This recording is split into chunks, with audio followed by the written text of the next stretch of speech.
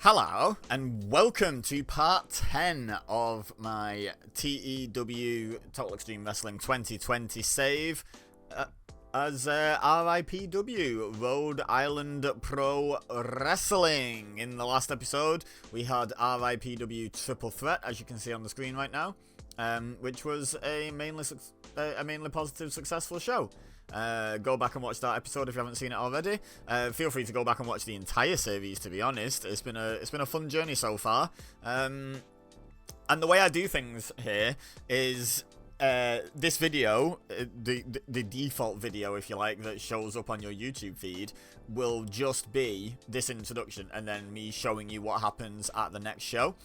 If, however, you would like to see the entire thought process going from now until that next show, click the link in the card. It's also in the description, or you can fast forward to the end of the video and click on the end screen card to take you to the full version of the video to get all my thought processes going into it. It's usually about an hour to 2 hours, somewhere in that range, that it takes me to get through one of these shows. So yeah, go check it out.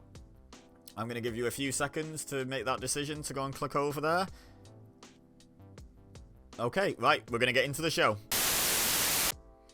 Alright, so we're starting things off with a few pre-show tag matches, multi-man, but we're testing some chemistry. You might notice it says Melody did some good work at ringside. That's because, yeah, we're testing out Melody with some baby faces in terms of manager chemistry. We're also testing out potential tag teams. Not even potential tag teams, just random combinations, so I've got things in my back pocket if I find some good chemistry. I've no plans, for example, to split up Drew Danson and Rocky Weatherfield or Marty Simmons and his partner, whose name I have forgotten, and I feel bad for that. Let me just get back to you on that one. Stevie Stanley, they've literally been tag team champions for me. Yeah, I have no plans to break them up, or the Wrecking Balls, for example. It's just like, you know, if I find an excellent chemistry, I might try and work it in somehow. I might, you know, turn a 2-man team into a 3-man team and maybe have like squad rotation or something. I don't know. We can do stuff with it if we find it. But anyway, we found no chemistry here. So, pre-show match, 20 rating, not bad for one with a couple of noobs in it. We've got Brian Jewett and Dylan Davis defeated AC Johnson and Baron Royal, Drew Danson and Marty Simmons, and Antonio Whitworth and Clubber Ball. Don't care about the order of elimination, really. But yeah, they won. Dylan Davis 11, which I think is his best in-ring performance so far. Brian Jewett 24, very nice. Baron Royal 18, I think it's quite good for him actually. AC Johnson 15, Marty Simmons 24, nice. Drew Danson 23, maybe I should have had that team win. Clubber Ball 19, which is about standard for him, and then Antonio Whitworth 10, about standard for him. Melody and Lucinda Lush, who is with Drew Danson, doing good work. Melody's with these two, by the way, for this match. So yeah, 20 rated, not bad. Next segment, a triple threat tag team match, 24 rated, nice. Rocky Weatherfield and Stevie Stanley. Oh, so they've literally just partner swapped. I just realised I didn't do that on purpose. It was just like, it was basically alphabetical. Baby faces alphabetically and heels alphabetically. But they've defeated Crusher Ball and Kingsley Christopher and Leroy Orndorff and Yuki Brown, who these two were on separate teams, so maybe there could have been some fun stuff there where they didn't want to fight each other. Stevie Stanley 23, Rocky Weatherfield 27, performing great again. Kingsley Christopher with a good performance too, 26. Crusher Ball 19, about standard. 24 for Yuki Brown. 11 for Leroy Orndorff, but he is new, and Melody doing some good work, but no chemistry notes again. I've just tested so much chemistry. I've tested 4 Melody managements, because she manages both members of the team she manages, and then, what, 7 new tag chemistries. Didn't get a single good or bad. That's wild. Anyway, one more pre-show match. 15. Whoops. That one should have gone on first, clearly. Oh my god, Zap Powers sustained a torn quad. Heck. Oh, we found some chemistry though, right as Powerson gets injured. Violet Squirrel, one of our new guys, and Zap Powerson showed excellent chemistry teaming together. And Violet Squirrel and Melody have pretty good chemistry. Okay, see, this is why we do it. Although I'm a bit sad about the injury, but luckily, it's not like he's just having a show off the main show. He's generally not in my plans at the moment, so could be worse, but it's always bad times to see someone get injured. Zach Powelson rating of 20, Violet Squirrel 7, Willa LaRue 25, and Najami Ruiz 13. So yeah, that's that. That is that. Willa LaRue the best by a little distance. 15 rated. Unlucky with the injury, but Violet Squirrel find an excellent tag partner chemistry and a pretty good chemistry for a manager. And it's Melody of all people. My goodness. My goodness. Okay, next segment. Yep, I saw that. Okay, no one caught heat for that injury. That's good. Okay, so we're kicking off the main show now with a 33 rated segment. Love to see it. Diva Arnold is backstage with Mean Gene Catley. So we've had this ongoing story where Catley won't let Diva Arnold have a shot at Hellion, or at the title in general, which, who can blame him when they faced off in the first 4 months of this year and Hellion got 0 victories and Diva Arnold got 3 and they fought to 1 double count out. Like, who can blame him for not wanting Diva Arnold to take the title off his monster? Yeah, Mean Gene... So not only does he reject the request... again, because this is the second time Diva Arnold's been rejected for this, but he announces that because this is Clash of the Titans and Diva Arnold is not a Titan, no, tonight the main attraction of the show is going to be a fatal 4-way between the 4 other monsters of RIPW, not including Hellion, to crown the #1 contender, and that'll be... Oh, I've got to do this off memory now. Jebediah, Whole Lotta Marvin, Zeke Cromstock, and... Oh, who's my final big boy? Who's my final big boy? Oh, it's Son of Vengeance. Son of Vengeance. So that's the 4-way. Jebediah, Zeke, Marvin, Son of Vengeance. Fatal 4-way. Winner gets a future title shot at Hellion. Diva Arnold did badly. Was very poor trying to improvise the dialogue, but Catley improvised well. Cool. So we're advancing the story. It's actually gained some heat from this. Diva Arnold once again being rejected for a potential title opportunity. Okay, opening match officially 27 rated. And these two had some issues with these three, didn't they? A couple of months ago with these three attacking them and All Night Party making the save. In this instance, they've recruited Cowboy Buck Winchester. Who picks up his first win since returning to RIPW because he's not been on a good run so far. But yeah, Cowboy Buck and DeMarcus and Gray defeated Southern Comfort, which is actually all 3 of them for once. Cool. And Tyrone Gray pinned Hoss Hadley with a tumbleweed splash, whatever that means. Which means that one half of this tag team has pinned one half of the tag team champions. Bear that in mind for future reference, guys. Look at that team. 32, 34, and 35 on that side against 26, 24, 24. We definitely made the right choice for team to win. But also, it just makes sense from a story perspective. Give someone a win over a tag champion. And that could be good motivation for a tag title match in the future, huh? Who knows? Nate DeMarcus seemed off his game and got a 34. Alright, Nate. Calm down. Cool. 27 rated match. Not a bad start to the show proper. And we've had a 33 and a 27 segment so far. 54. That's my boy. Who's back on form. Moriarty Schnell.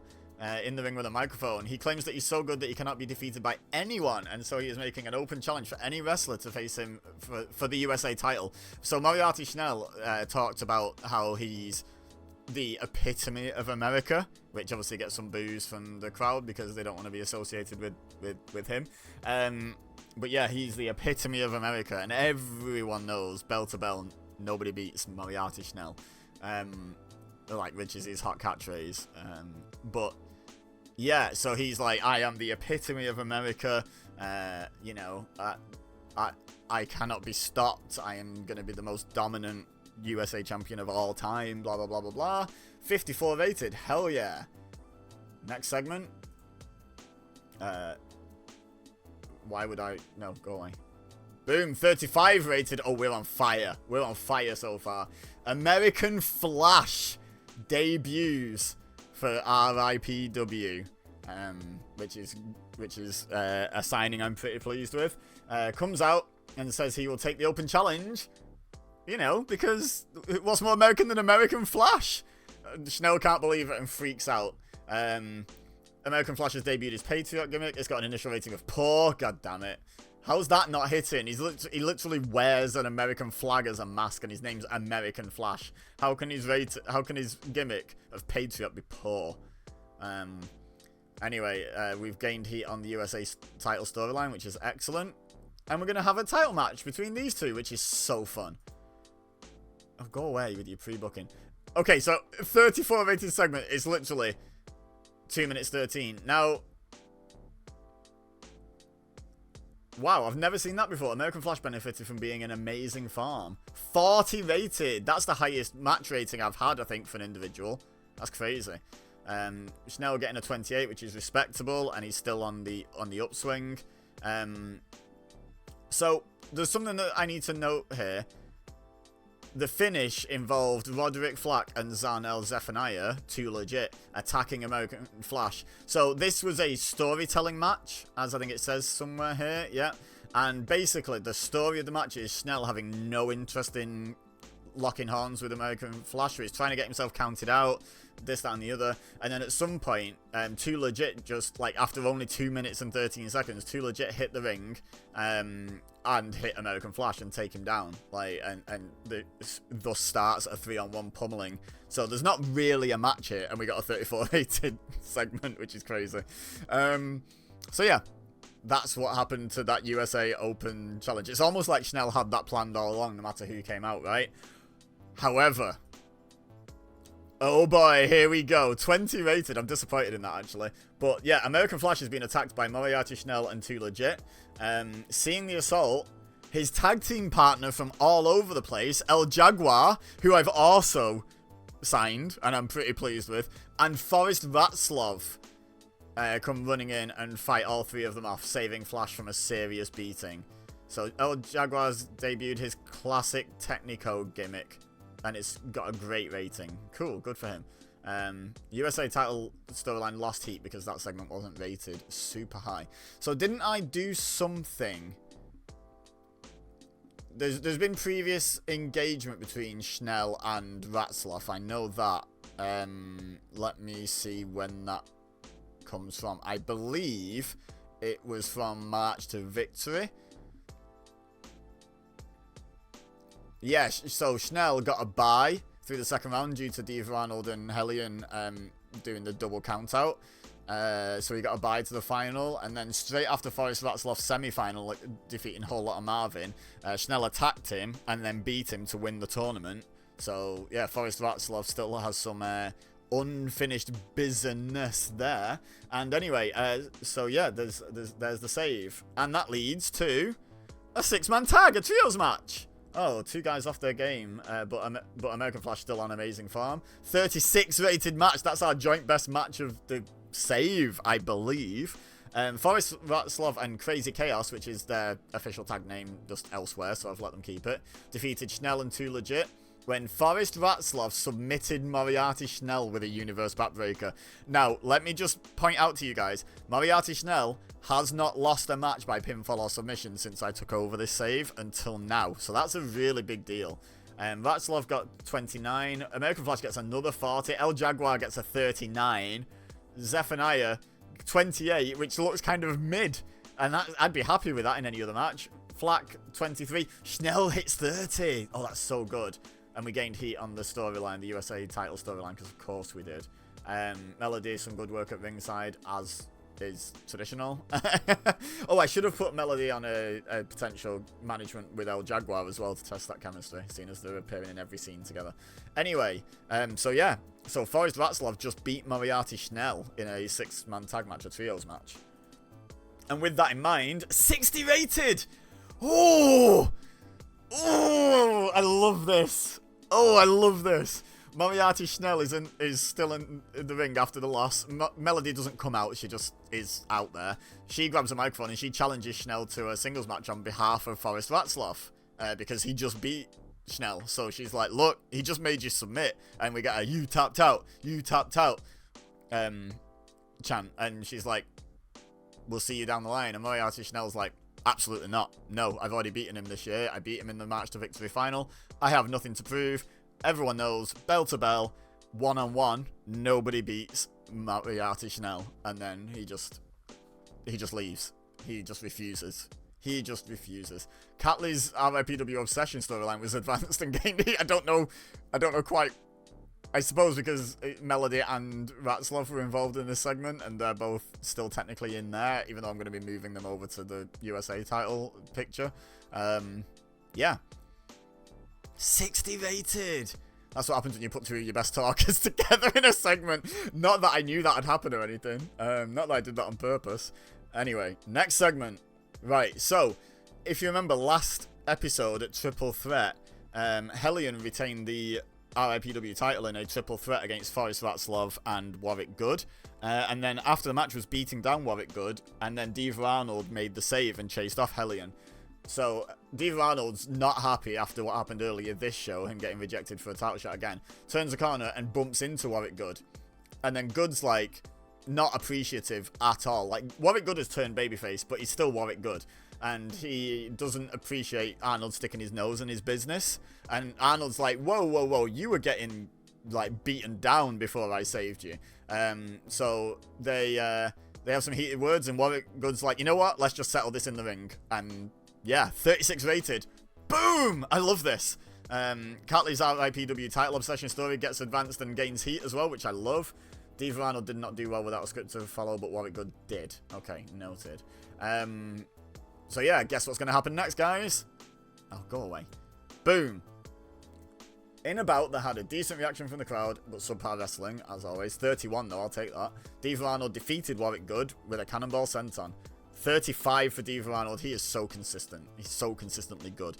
Warwick Good, consistently mid. Sort of low to mid-20s is where Warwick Good's in-ring performance always is. But we got a 31 overall, so I'm happy. Yeah, Diva Arnold picks up a win. Now, here is that main event segment match. Why would I say segment? Match. To crown the #1 contender that was advertised earlier.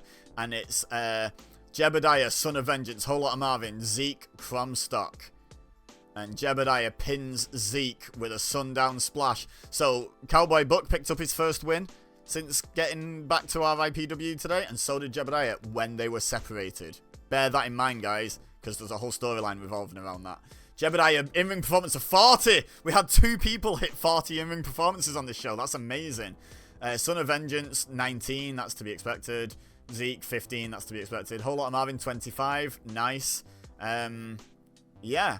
27 rated. It's like... Is that the worst match on the show? Apart from the pre-show, obviously. But, you know, it's Clash of the Titans, and these are my big boys. Like, when you filter it by size to the biggest, these are my... Well, these and Hellion are my 5. And obviously, Mean Gene Catley's not going to make Hellion defend in a Fatal 5-way. He's going to make 4 others fight each other, and then the winner challenge Hellion straight away. You damn right Mean Gene Catley did that. Let's pretend there was some sort of segment in between, but there wasn't really. It was just like, Hellion's music hits, comes out with Catley, and yeah, the match starts, and Jebediah's like, wait, what? So yeah, but he still puts up a great performance. 10 minutes he goes after the previous match took 10 minutes as well. But Hellion defeats Jebediah with a Devolution Bomb. Defense number 2 of the RIPW Championship title. 39 this time for Jebediah. Disappointing. That's terrible. How dare you? And Hellion with a 33. overall segment rating of the real main event of 30. And, yeah, pretty pleased with how that show's gone. I think that's probably going to be my best show. But, yeah, this is just more sort of Catley Hellion nonsense, isn't it? And it's designed to build up this sort of heat on these guys. You know, and the abuse of power that Mean Gene Catley's exhibiting. No note of him doing good work at ringside, which he normally does. Have I accidentally removed him from Hellion? I don't know. I'll have to check that. But let's have a look how the show did, shall we?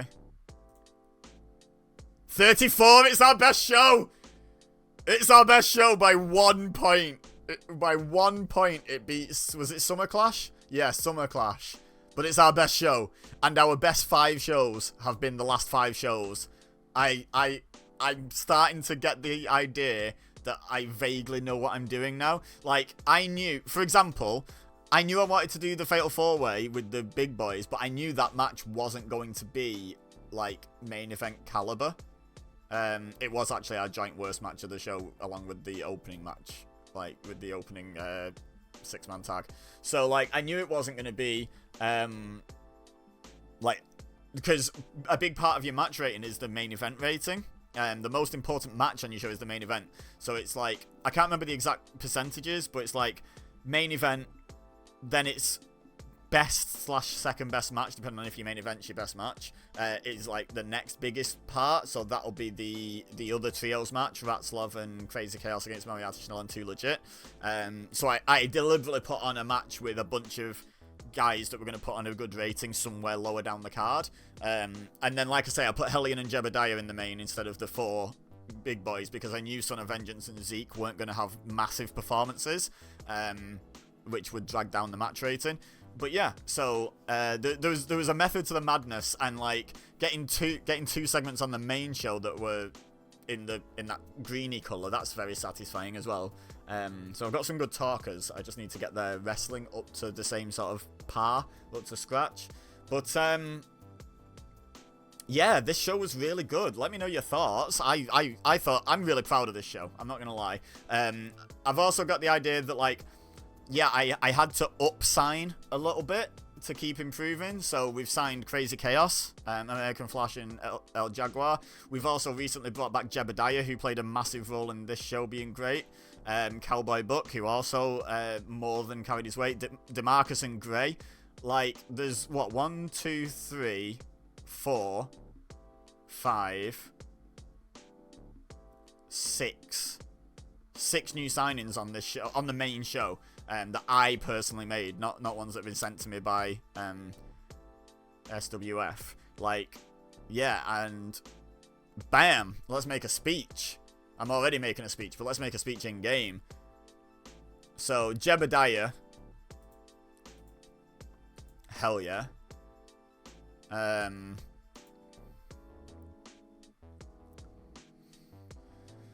then, do I go for Melody and Schnell for having the highest rated segment? The little debate, or do I go with in-ring performances?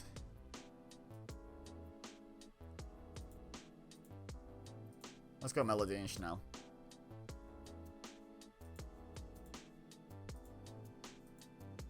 Jebediah seemed pleased. Melody was pleased. Didn't seem pleased. Was pleased. And Moriarty Schnell was very happy. Excellent. So, where's my... There it is. Mainly positive feedback. Company has won many friends. 197 fans. I'm putting all this work into these shows for 200 people. But you know what? It's all good. It's all good in the hood. So, we're going to leave it there. But leave a like. Please leave a like. I really enjoyed that show. I'm really enjoying the save and having brought back TEW. So, yeah, please leave a like if you enjoyed as well. Subscribe if you're new here. I'm not going anywhere with this. I'm really, like... This is probably, across all my channels, because I have several channels, check the description for the various links. Even across all my channels, this is probably the series I'm most excited to sit down and record at the moment. Like, genuinely, I really look forward to doing this. So yeah, please do subscribe if you also enjoy this, and let me know in the comments as well. Also, I'm always open to some suggestions in the comments. I'm not saying I'll implement them. I'm not saying I'll implement them straight away. But I'll certainly take them on board and consider them. And I might reply to you saying, oh, this, you know, maybe keep an eye out. This might not be able to happen just yet, but keep an eye out. There's a plan. But, you know, or I might reply saying, yeah, watch this space, you know, or I might not reply hinting either way, and you'll have to wait and see. Anyway, I've just noticed as well, before we do the full outro, we've got this as well. Around a year. Oh my god. That's horrendous. Oh, that's a bummer. I mean, granted, he's not like a big deal for me at the moment, but that's still just so rough. I hate losing a guy to injury, and I hate a guy getting injured, you know, like, that's never fun. So anyway, don't pay your respects. That's gonna make people think he died. But you know, like, pass on your well wishes to Zap in the comment section down below, pretty please. But for now, all I have left to say is thank you very much for watching. As always, I've been EBEZA, you've been amazing, and I will see you next time.